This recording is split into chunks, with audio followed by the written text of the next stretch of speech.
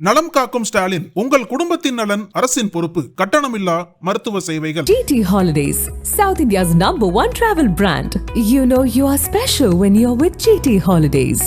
பழைய நகையை கொடுத்து வைட் 11 மந்த்ஸ்ல அதே அடைக்கு புது நகையை எடுத்துக்கோங்க. எக்ஸ்ட்ராவா ₹1 தர வேண்டாம். Magic old gold exchange. Tirunelveli மாவட்டம் அம்பாசமுத்திரம் அருகே உள்ள ஐயன் சிங்கப்பட்டியைச் சேர்ந்தவர் மகேஷ். இவரது மகள் பிரீத்திகா ஸ்ரீ அப்பகுதியில் உள்ள அரசு பள்ளியில் 2ஆம் வகுப்பு பயின்று வருகிறார். கடந்த ஆகஸ்ட் 21ஆம் தேதி மாலை வீட்டின் அருகே விளையாடிக் கொண்டிருந்த போது அந்த பகுதியில் சுற்றித் திரிந்த தெருநாய் ஒன்று சிறுமியை தாக்கியது. சிறுமியின் அலறல் சத்தம் கேட்டு ஓடி வந்த அக்கம்பக்கத்தினர் நாயிடமிருந்து அவரை மீட்டனர். ஆனால் நாய் கடித்ததில் சிறுமியின் மேலுதடு, நெற்றி மற்றும் மூக்கு பகுதிகளில் கடுமையான காயங்கள் ஏற்பட்டன. உடனடியாக சிறுமியை அம்பாசமுத்திரம் அரசு மருத்துவமனைக்கு கொண்டு சென்றனர். அங்கு அவர் தீவிர சிகிச்சை பிரிவில் மருத்துவர்களின் கண்காணிப்பில் உள்ளார். அம்பாசமுத்திரம், கல்லடைக்குறிச்சி உள்ளிட்ட பகுதிகளில் தெருநாய்களின் தொல்லை நீண்ட காலமாகவே பிரச்சனையாக உள்ளது. இந்த பகுதிகளில் தெருநாய்கள் கூட்டமாக சுற்றித் திரிவதால் குழந்தைகள் மற்றும் பொதுமக்கள் அச்சத்துடன் வாழ்ந்து வருவதாக புகார்கள் எழுந்துள்ளன.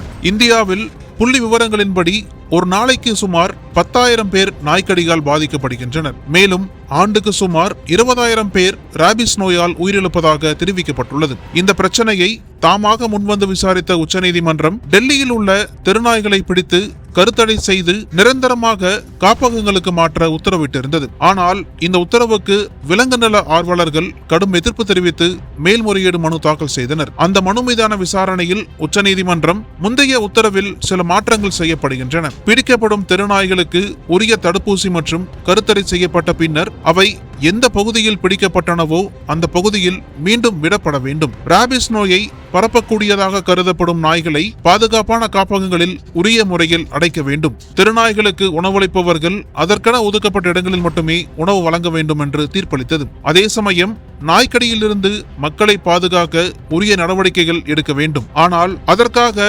வாயில்லா ஜீவனான நாய்களை ஒட்டுமொத்தமாக கொல்ல வேண்டும் என்று கூறவில்லை. மாறாக அவற்றை மனிதர்களிடமிருந்து பாதுகாப்பான தூரத்தில் வைக்க வேண்டும் என்று சமூக ஆர்வலர்கள் கோரிக்கை விடுத்துள்ளனர்.